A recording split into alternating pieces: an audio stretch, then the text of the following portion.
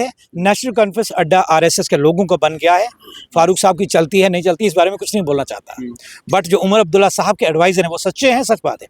But उनके जो adviser पहले थे जो आज हैं पार्टी को ख़त्म कर देंगे। अभी 16 सीटें पीछे आई थी, अगर इसी तरह एडवाइज़र रहे ये 2-4 जो अभी भी हैं तो उमर अब्दुल्ला साहब आपके सपने 50-30 वाले ख़त्म करने चाहिए, 20 से अंदर अंदर ही रहेंगे। तो आपने पहले उनको बताना था, बात करनी थी, कोई मीटिंग करनी थी।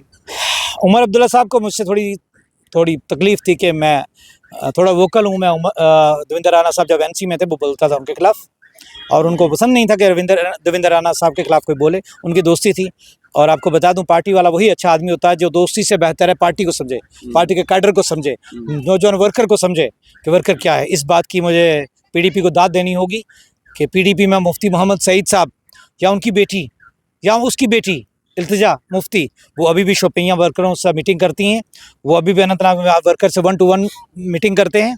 उनमें खासियत है, उन्होंने एमएलसी बनाए, उन्होंने एमएलसी नौजवान बनाए, फिर दो स्टाक को बनाया, उन्होंने मिर्चल को बनाया, उन्होंने फयाज मीर को बनाया, उन्होंने वो क्या नज़ीर अहमद। आज शेर कश्मीर भवन नेशनल कॉन्फ्रेंस के ऑफिस में जो है आज एक गुज्जर बकरवाल को लेकर के एक बहुत बड़ा सम्मेलन हुआ, और शायद ही इससे पहले कभी कोई इस तरह का सम्मेलन हुआ हो और जिसमें फारूक अब्दुल्ला साहब और उमर अब्दुल्ला साहब दोनों ने पार्टिसिपेट किया। हमारे साथ सईद अली चौधरी साहब मौजूद हैं जो कि जोनल प्रेसिडेंट हैं नेशनल कॉन्फ्रेंस के। सेक्रेटरी था, अब पता नहीं है, वो नहीं सेक्रेटरी थे, अब पता नहीं है या नहीं है। जितना मैं इनको जानता हूँ ये पहले जोनल प्रेसिडेंट सेक्रेटरी हुआ करते थे। आज कुछ नाराज़ लग रहे हैं, क्या कुछ कहना चाहते हैं, इनसे बात करते हैं। तो क्यों इतनी नाराज़गी? और आज अगर कहते हैं ना सुबह का भूला हुआ शाम को अगर घर वापस आ जाए तो वो भूला नहीं कहलाता है। आज अगर नेशनल कॉन्फ्रेंस को समझ में आ रही है कि गुज्जर बकरवालों के साथ जुल्म, ज्यादती या अन्याय हुआ है या होता आ रहा था, आज के बाद अगर वो कुछ सही राह पे चलने की कोशिश कर रहे हैं तो आप क्यों उसमें रोड़ा भर रहे हो? और आप खुद उनकी पार्टी के होते हुए आप उनके खिलाफ बोल रहे हो। देखिए, मैंने एक चीज़ सोची है डेंग साहब कि हम किसी दूसरी पार्टी में गए नहीं, वो बीजेपी हो, कांग्रेस हो, पीडीपी हो। मेरी शुरू से मेरे उस्ताद जो हैं डॉक्टर फारूक अब्दुल्ला हैं सियासी तौर पे। कब से हैं आप नेशनल कॉन्फ्रेंस में? कॉलेज लाइफ से। अच्छा। मैं तब से एनसी में हूँ, और मैं किसी एनसी से दूर गया हूँ, पर एनसी के खिलाफ किसी और पार्टी में ज्वाइन नहीं किया और ना करूँगा। मौके बहुत सारे थे जी, मौके बहुत सारे थे, बहुत सारे थे, आज भी हैं, बट कभी नहीं। इंडिपेंडेंट रहूँगा, बट मैं वो नहीं हूँ कि आज इसमें कल उसमें, मैं किसी में नहीं जाऊँगा, आज़ाद रह सकता हूँ मैं। जहाँ तक बात आई गुज्जर बकरवाल कॉन्फ्रेंस की, नेशनल कॉन्फ्रेंस जो शेर कश्मीर भवन में ऑर्गेनाइज़ की, मैंने आपसे पहले भी कहा और आज भी कह रहा हूँ कि मेरे दिल में जो डॉक्टर फारूक अब्दुल्ला साहब के लिए इज़्ज़त है वो सियासी तौर पर किसी के लिए नहीं है। आज भी तो दोनों बाप बेटे थे वहाँ पे। मैंने कहा कि मैं फारूक साहब की बेपनाह इज़्ज़त करता हूँ। उमर साहब के लिए ना सही, उमर साहब के लिए ना सही, कम से कम फारूक अब्दुल्ला साहब के लिए चले जाते। जरूरी थोड़ी शेर कश्मीर भवन में जाऊँ, मैं मिलने जाता हूँ घर में, मेरी फ़ोन पे बात होती है फारूक साहब से, बहुत इज़्ज़त है। और मैं सच्ची कहता हूँ, ईमानदारी से कहता हूँ कि फारूक साहब के दिल में कभी भी, इवन के उनके अपोनेंट है उनके लिए भी बुरा नहीं सोचते। नहीं, आज जो लोग वहाँ पे गए हुए थे सबको इनविटेशन भेजा गया था। नहीं सर, बात इनविटेशन की नहीं है। मैं एक पार्टी का ओहदेदार था, मैं वर्कर नहीं हूँ।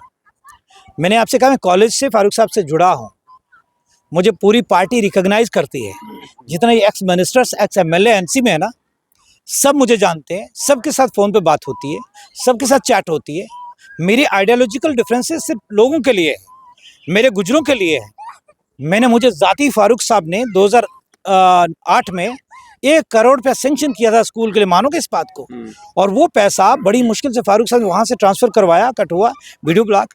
वो कुछ साजिश जो फारूक साहब की पार्टी में कुछ मिनिस्टर्स हैं थे या कुछ लीडर्स अभी भी मानते हैं कि हम, अब नाम वक्त आने पे बदल। मैंने किसी एक का नाम नहीं लिया, फारूक साहब का नाम, उमर साहब का नाम लिया, मैंने किसी का जाती तौर पे नाम नहीं लिया। आपने कहा उन लोगों ने, मैंने कहा कुछ पीरी मुरीदी चलाते हैं, कुछ आपने नाम लेके कहा। वो मैंने कहा कि इन लोगों ने गुज्जर बकराजी के लिए कुछ, मैं जाती नहीं ना, जितने भी एक्स एमएलए हैं, मैंने कहा एनसी में, पीडीपी में, कांग्रेस में जितने भी थे, बीजेपी में, आप लीजिए चौधरी असलम साहब अल्लाह जन्नत नसीब करे, मियाँ बशीर साहब मियाँ बशीर साहब जन्नत नसीब करे, मियाँ अल्ताफ़ साहब ने कुछ नहीं किया, ताज मोहिउद्दीन साहब ने कुछ नहीं किया, चौधरी तालिब साहब ने कुछ नहीं किया, जावेद राना साहब ने भी मुझे लगता नहीं कुछ किया, एजाज खान साहब ने कुछ नहीं किया, चौधरी जुल्फ़िकार साहब ने कुछ नहीं किया, अब्दुल गनी कोहली साहब ने कुछ नहीं किया। किसके लिए कुछ नहीं किया? अपनी कंस्टिट्यूएंसी से बाहर नहीं की। ये फारूक साहब ने बार बार कहा, फारूक साहब ने बार बार कहा कि गुज्जर बकरवाल जो वोटर है वो नेशनल कॉन्फ्रेंस का कोर वोटर है। ये नेशनल कॉन्फ्रेंस की एक जायदाद थी और ये उमर अब्दुल्ला साहब ने आज माना भवन में कि गुज्जर बकरवाल जिस तरह से नेशनल कॉन्फ्रेंस से जुड़ते थे उस तरह से नहीं जुड़ रहे हैं और इस चीज़ का हमें गुमान नहीं रहना चाहिए कि गुज्जर बकरवाल हम काम करें ना करें तब भी आएंगे, नहीं आएंगे। और ये सच्ची बात कही। कितने लोग थे वहाँ पे? नहीं, मैं तो गया ही नहीं था, आपको पता है। कम्युनिटी की आपने वीडियो तो देखी होगी। गुज्जर बकरवाल जनाब थर्ड लार्जेस्ट पॉपुलेशन है, 2-4 हज़ार आम बात है। Third largest population Jammu Kashmir की है, थोड़ा नहीं है। भरोसा है कहीं ना कहीं नेशनल कॉन्फ्रेंस पे अभी भी? मैं आज सब कह रहा हूँ आपको, नेशनल कॉन्फ्रेंस को वोट नहीं मिलेगा, फारूक अब्दुल्ला को वोट मिलेगा। अगर गुजरों से वोट लेना है एक ही आदमी ले सकता है, वो डॉक्टर फारूक अब्दुल्ला है, नहीं तो कहीं से नहीं मिलेगा। उमर साहब भी तो है। बिल्कुल बिल्कुल नहीं मिलेगा उमर साहब, किसी पीर मुरीदी को नहीं मिलेगा। अगर उमर साहब को वोट मिलता तो 60 से 12 नहीं आती। 60 सीटें 90, आप छोटे होंगे, 96 में 60 सीटें थी नेशनल कॉन्फ्रेंस के पास, तब फारूक अब्दुल्ला थे, तब उमर अब्दुल्ला नहीं थे। फिर 28 आई, फिर 16 आई, फिर 12 आई। तो कारण क्या हुआ? फारूक साहब बुजुर्ग हो गए, लोगों ने सुनना कम कर दी और उन लोगों ने सुनना शुरू की जिन्होंने पार्टी पर कब्जा कर लिया, जिन्होंने शेर कश्मीर भवन को आरएसएस भवन बना दिया। अब आप कहना चाहते हो क्या जो आरएसएस भवन? बिल्कुल, शेर कश्मीर भवन आरएसएस भवन था और अभी भी है। कैसे कहना होगा मुझे। कैसे? मैं आपको कह रहा हूँ कि यहाँ पार्टी ऑफिस में 25 साल से लोग बैठे हुए हैं। 25 साल उनकी कारकर्दगी क्या है? उन्होंने गरीबों के लिए क्या किया? आप भी तो वो बैठे हो। क्या मैं कहाँ पार्टी ऑफिस में बैठा? मुझे एक क्लर्क का पोस्ट नहीं दिया जनाब। मुझे अच्छा, जो ऑफिसेस वहाँ पे बैठे हुए जो ऑफिस बेयर्स हैं। प्रेसिडेंट कौन है? अच्छा, कौन था, कौन है, कौन था प्रेसिडेंट? मैंने उमर अब्दुल्ला साहब को जब चीफ, मैंने कहा जनाब ये धोखा दे रहे हैं। उमर अब्दुल्ला साहब ने कहा कि आप इस आदमी के खिलाफ हो, ये पार्टी का लायल आदमी है देवेंद्र राणा साहब। मैंने कहा नहीं जनाब, मैंने गुजरों की बहुत शिकायतें कठुआ से लेके आया हूँ, तो मुझे कहा गया कि गुजर वाइन स्मगलर है, गुजरों को धत्कारा गया। ये देवेंद्र राणा जी ने आपसे कहा था? बिल्कुल बिल्कुल मुझे कहा था, मुझसे जाती खुन्नस थी उनको। आज मैं तो कहीं नहीं गया, मैं तो छोटा सा आदमी हूँ, वो तो उमर अब्दुल्ला साहब एडवाइजर थे। एक कैबिनेट मिनिस्टर की नहीं चलती थी जितनी देवेंद्र राणा की चलती थी। मैं आपको छोटी सी मिसाल दूँ, हमारे कठुआ से पार्टी के लोग कुछ आए, एक देवेंद्र बिंदु साहब है वहाँ, उन्होंने 2 बार इलेक्शन लड़ाए और लाल सिंह के दूसरे नंबर रहे हैं। वो आए कि जनाब मुझे सिक्योरिटी चाहिए। उमर अब्दुल्ला साहब ने कहा आपको क्या करनी सिक्योरिटी? जनाब मुझे खतरा है। चौधरी लाल सिंह उनके खिलाफ थे, दूसरे तीसरे सब खिलाफ थे। उन्होंने कहा देवेंद्र राणा साहब से मिलिएगा। देवेंद्र राणा साहब से मुलाकात नहीं, चले गए सीधे एडीजीपी साहब के।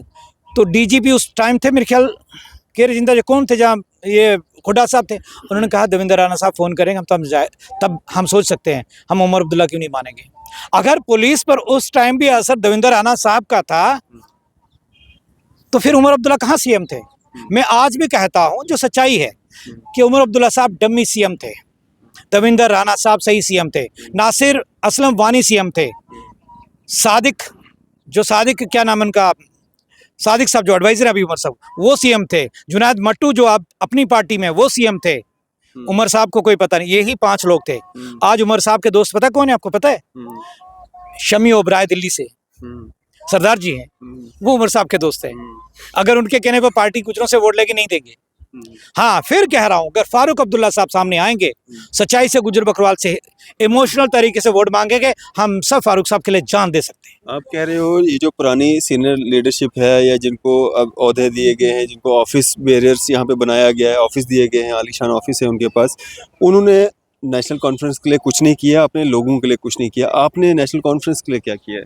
हमने जब सरकार मुफ्ती मोहम्मद सईद की थी, जब सरकार आज़ाद साहब की थी, कठुआ में 2000 आदमी इकट्ठे नहीं कर सकते। मैंने 20,000 का जलसा करवाया उमर साहब का और फारूक साहब का सांझी मोड़ में, ठीक है?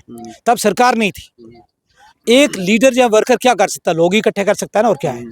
जब 2008 में सीएम बने उमर साहब, शेर कश्मीर भवन में इन्होंने कहा अपनी ताकत दिखाओ। मेरे खिलाफ थे हारून खटाना साहब और खुशी मोहम्मद हाजी बुलंद खान साहब के भाई, 3 लोग थे हम कैंडिडेट वाइस चेयरमैन गुजर बकरवाल बनने के लिए। मेरे साथ 50 गाड़ियां आई मेटाडोर्स कि इस यंग लड़के को वीसी गुजर बकरवाल का वाइस चेयरमैन बना दो। उमर साहब, फारूक साहब ने कहा उमर साहब के पास जाओ, गए उमर साहब ने गए, देवेंद्र राणा साहब खड़े थे पास में। देवेंद्र राणा साहब ने कहा कि जनाब, उमर साहब ने कहा गुजरों ने किसको वोट दिया? देवेंद्र राणा साहब ने कहा गुजरों ने बीजेपी और कांग्रेस को वोट दिया। ये कोई मान सकता है कि गुजर उस टाइम 2008 में बीजेपी को वोट दे? आज तो डरता देगा, उस दिन देगा। 7,000 वोट हीरानगर कंस्टिट्यूएंसी से लिए, उसमें 5,000 गुजरों का वोट था। तो उस आदमी ने, देवेंद्र राणा साहब ने, एक छोटे से कार्यकर्ता को खत्म करने के लिए झूठ बोला, क्योंकि उस वक्त ये प्रेसिडेंट थे यहाँ पे शेर कृष्ण भवन में। अगर एक वर्कर को गलत पेश करेंगे लीडरशिप के सामने, तो क्या उस वर्कर के दिल में गुस्सा नहीं होगा? कौन सा लीडर मुझे पूछे नेशनल कॉन्फ्रेंस में रहा है? जावेद राणा साहब है, उनकी अपनी पेट है, अपनी मैंडर में। मियां अल्ताफ साहब है, वो कंगन में अपने मजबूत है, जो भी है, ठीक है। उसके बाद नेशनल कॉन्फ्रेंस में जितने लीडर है बताइए। एजाज खान यहाँ से चला गया, मुमताज़ खान यहाँ से चला गया, चौधरी जुल्फ़िकार यहाँ से चले गए, चौधरी अकरम जो है वो मियाँ साहब के रिलेटिव, उनका अपना एक आधार है। एक मोहम्मद गनी साहब है पुंछ में, वो एनसी के ब्लॉक प्रेसिडेंट होते थे। दूसरे नंबर एजाज जान के रहे, वो अब कांग्रेस के प्रेसिडेंट है, वो चले गए। मैं कितने गुजर्स का नाम लूँ? चौधरी तालिब इसमें थे, चले गए। इवन के जितने भी गुजर लीडर सब नेशनल कॉन्फ्रेंस के लोग थे। जब नेशनल कॉन्फ्रेंस ने लोगों को नाराज किया, एडवाइजर ने, ये नेशनल कॉन्फ्रेंस ने किया, जो फारूक उमर अब्दुल्ला के एडवाइजर थे, उन्होंने नाराज किया। आज गुजरों को इनको बुलाने की जरूरत नहीं थी। और आपको बता दूं, जहां तक मेरी याददाश्त है, बहुत देर के बाद गुजर बकरवाल कॉन्फ्रेंस हुई यहाँ पे, बहुत देर के बाद। लेकिन वहां भी क्या किया गया? नेशनल कॉन्फ्रेंस सबसे बड़ा प्रॉब्लम पता बताऊं क्या? यहाँ नए लीडर्स को आगे नहीं आने देते, नए लीडर्स को आगे नहीं आने देते। यहाँ पुराने ही जो 75 साल से ऊपर है ना, फारूक साहब को इनके साथ मत लगाइएगा। आप भी तो पुराने हो गए हो। आप कितनी यार, 38 साल उम्र है। ये बात से एनसी के साथ तो पुराने हो गए ना? मैं वही तो कह रहा हूँ, एनसी के साथ पुराने हैं। तो गुजर बकरवाल को नेशनल कॉन्फ्रेंस का ये ऐसा वोट था, जैसे कलमा, कुरान में कलमा है ना, गुजर बकरवाल एनसी को ऐसा समझते थे। आप क्यों नहीं आगे आ रहे हो? आपको कौन रोक रहा है? कैसे आए बताओ? कैसे धक्के खाएं? गुजर बकरवाल धक्के खाएं? क्या किया आज तक? मियाँ साहब कितनी बार मिनिस्टर रहे, हमने 50 बार कहा कि फॉरेस्ट राइट एक्ट लागू करिएगा, नहीं किया। कैसे आए? बकरवालों की बकरियां जाती हैं, गुजरों की भैंसें जाती हैं। जब पीएसए लगाते थे, हम चिल्लाते थे इनके पास आगे। फारूक खान ने मुझे गाली दी थी, तब डीआईजी थे। देवेंद्र राणा फारूक को फोन किया, फारूक खान को डीआईजी था। हमारे 100 लड़का था कठुआ पीएससी में, आज 5-6 लड़के पीएसए हैं। पीएसए इन्होंने बंद नहीं करवाया, लोगों को जेल में इन्होंने दिया, तो क्यों वोट दें? तो आपके हिसाब से भारतीय जनता पार्टी की जो सरकार चल रही है वो अच्छी है, या नेशनल कॉन्फ्रेंस की जो चला करती थी तब अच्छी थी? ना, भारतीय जनता पार्टी हमारी बन ही नहीं सकती, ना यहाँ के हिंदू की बन सकती है, ना मुसलमानों की बन सकती है। इसको भूल जाएं। लेकिन गुजर बकरवालों की तो बन रही है। गुजर बकरवाल की तो कभी बन ही नहीं सकती। फॉरेस्ट राइट एक्ट भी आ गया, इतनी सारी स्कीम्स आ रही है। क्या कोई फॉरेस्ट राइट एक्ट कहाँ लागू? मुझे एक मिसाल दीजिएगा। चंद लोग फोटो खिंचवा लिए वहाँ जाके। शाहिद चौधरी साहब ने कहा गुजरों को बड़ा काम किया। मैंने परसों यहाँ वीडियो चढ़ाई थी यहाँ पास से। क्या काम किया गुजरों के लिए? कोई काम नहीं किया। ट्राइबल डिपार्टमेंट ने कोई काम नहीं किया। हजारों करोड़ पैसा लैप्स किया इन्होंने, कहाँ काम किया? रविंद्र रैना साहब ने कहा हम ये फ्लैट देंगे। यार आपने लोगों की जमीनें छीन ली है, कहाँ फ्लैट देंगे? ये पॉलिटिकल पार्टी सारी एक ही थाली के चट्टे बटे हैं। मैंने एक ही लीडर की बात की। आप भी तो एक मुफ्ती साहब, आप भी तो उसी प्लेटफॉर्म पे काम करते हो जिसपे बाकी सारे करते हैं। मैं किस प्लेटफॉर्म पे बात कर रहा हूँ? मैं दूध की बात करता हूँ। सुनो, पॉलिटिकल पार्टी से आप भी ताल्लुक रखते हैं। मैंने कहा मैं दूध की बात करता हूँ। मैं बकरवालों के रास्ते पे जाने की, जो भेड़े मर जाती हैं उनकी बात करता हूँ। मैं भैंस की रेट की बात करता हूँ। मैं पीएसए जो लगते हैं लड़कों उनकी बात करता हूँ। मैं थानों में जो एट्रोसिटीज की जाती छोटी, मैं उनकी बात करता हूँ। यहाँ जो एक्स एमएलए वो किसकी बात करते हैं? पता किसकी बात करते हैं? मेरी ज़ात खटाना है, मेरी पढ़ाना है, मेरी चेची है, मेरी लादी है, वो उसकी बात करते हैं। जब कंस्टिट्यूंसी में वो जाएंगे वो बाहर आ जाएंगे। आज आपने देखा कोई एक्स मिनिस्टर एक्स एमएलए बोल रहा है? जरूरत ही नहीं है। माशाल्लाह पैसे ठीक हैं, सब ठीक है। आपको क्या लगता है कि कुछ लोग कहते हैं कि ये हम चला रहे हैं? एक मैं नहीं चला रहा, हम 30 से 40 एक्टिविस्ट चला रहे हैं। हर फील्ड में अपने तरीके से चला रहे हैं। अगर पुंछ में ज्यादती होती है हमारे गुजरों पर, तो वहाँ भी लड़के गए। अगर यहाँ भेड़ मरती है किसी, वहाँ भी बोलते हैं। कठुआ में भैंस मरती है उसकी भी बोलते हैं। अगर यहाँ किसी को जेल में भेजा था, हम बोलते हैं।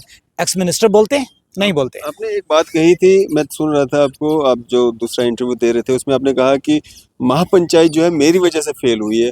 ऐसा आपने क्या कर दिया कि आपकी वजह से महापंचायत फेल हो गई? गुजर बकरवाल कम्युनिटी के लिए, जो काज के लिए वो लड़ रहे थे, और आपको हर जगह क्यों इनविटेशन चाहिए होता है? आपको क्यों हर जगह जो है कोई जिम्मेवारी जब तक कोई दे ना तब तक आप कुछ करेंगे नहीं, ऐसा क्यों होता है? और अगर वो फेल हुई तो आज क्यों पहाड़ी लोग अभी भी इंतजार कर रहे हैं कि अभी बिल पास होगा तो हमें एसटी स्टेटस मिलेगा? देखिए एक बात तो आपको बता दूं, मैं कोई बड़ा लीडर नहीं हूँ कि मुझे इनविटेशन में तभी जाऊंगा। लेकिन जो ट्रस्ट में बैठे हुए लोग हैं 15-20 सारे रिटायर्ड एसएसपी आईएएस या केएस ऑफिसर है, वो कौन होते हैं हमें डायरेक्ट करने वाले? वो कौन होते हैं हमें? हम उनकी इज्जत करते हैं, बड़े हैं हमसे, सियासी तौर पर वो कौन होते हैं हमें डायरेक्ट करने वाले? या लोगों के साथ हमारा कैसा कनेक्शन है, वो कौन होते हैं फैसला करने वाले? ट्रस्ट वाले लोग आए थे महापंचायत में, तो उन्होंने तो ऑर्गेनाइज की थी। सामने तो कोई उन्होंने- नहीं खास। मैंने वही तो कहा, उन्होंने ऑर्गेनाइज की, वो मुझे पूछा, मुझे मेरी जिम्मेदारी नहीं लगाई। जब मेरी जिम्मेदारी लगाई, मैं आपको बुलाऊं ना, आपसे बात ना करूं, आप मेरे पाँव क्यों पकड़ो भाई? गुजरों के काज के लिए सिर्फ एक ट्राइबल नहीं है, गुजरों के काज के लिए भैंसों का इश्यूज है, बकरी का इश्यूज है। हमारे जो सब इंस्पेक्टर की जो लिस्ट निकली, उसमें कई लोग बाहर से आ गए, ओपन कैटेगरी के लोग आ गए, उसके लिए ट्रस्ट वाला नहीं बोला, उसके लिए ट्राइबल वाले नहीं बोले, उसके सर्टिफिकेट जाली बनवा जाली, के। मैं वो एसटी सर्टिफिकेट जाली बनाया। एनसी वाला कोई नहीं बोला, पीडीपी वाला कोई नहीं बोला, कांग्रेस का कोई नहीं बोला, बीजेपी का कोई नहीं बोला, या बीएसपी का कोई नहीं बोला, आम आदमी पार्टी का कोई नहीं बोला। एक्टिविस्ट बोल रहे हैं, उनको दुख है, उनको दुख है कि गरीब गुजर के साथ क्या होता है। आपने एक लेटेस्ट वीडियो देखी होगी मेरी, मैंने केसीसी के बारे में बात की, किसान क्रेडिट कार्ड के बारे में बात की। इंटरव्यू भी किया था आपने इंटरव्यू भी किया था, बिल्कुल, आपने सबसे पहले आपने इंटरव्यू किया, आज उसका असर पड़ा है। मैं हरियाणा बैंक की बात करूं, मैं उस लारनू में एक मीटिंग ली, मैनेजर है, मेरे पास वीडियो है, आज उस चीज़ का असर पड़ा। एक गरीब आदमी के लिए 1,50,000 बहुत है।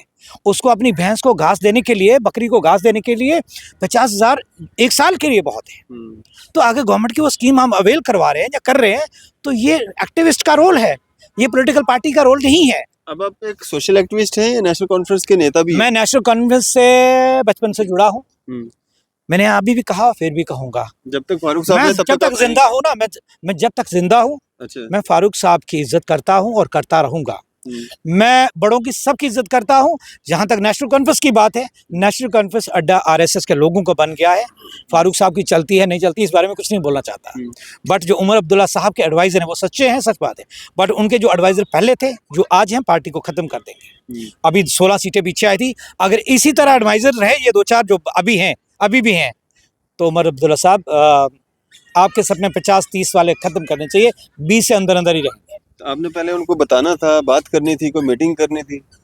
उमर अब्दुल्ला साहब को मुझसे थोड़ी तकलीफ थी कि मैं थोड़ा वोकल हूँ। मैं देवेंद्र राणा साहब जब एनसी में थे, वो बोलता था उनके खिलाफ, और उनको पसंद नहीं था कि देवेंद्र राणा साहब के खिलाफ कोई बोले। उनकी दोस्ती थी, और आपको बता दूं, पार्टी वाला वही अच्छा आदमी होता है जो दोस्ती से बेहतर है पार्टी को समझे, पार्टी के कैडर को समझे, नौजवान वर्कर को समझे कि वर्कर क्या है। इस बात की मुझे पीडीपी को दाद देनी होगी कि पीडीपी में मुफ्ती मोहम्मद सईद साहब या उनकी बेटी या उसकी बेटी इल्तिजा मुफ्ती, वो अभी भी शोपियाँ वर्करों से मीटिंग करती हैं, वो अभी भी अनंतनाग वर्कर से 1-to-1 मीटिंग करते हैं। उनमें खासियत है, उन्होंने एमएलसी बनाए, उन्होंने एमएलसी नौजवान बनाए, फिर दोस्त टाक को बनाया, उन्होंने मिर्चल को बनाया, उन्होंने फयाज मीर को बनाया, उन्होंने वगे वो क्या नज़ीर अहमद बागे क्या नाम था उनका, उनको बनाया।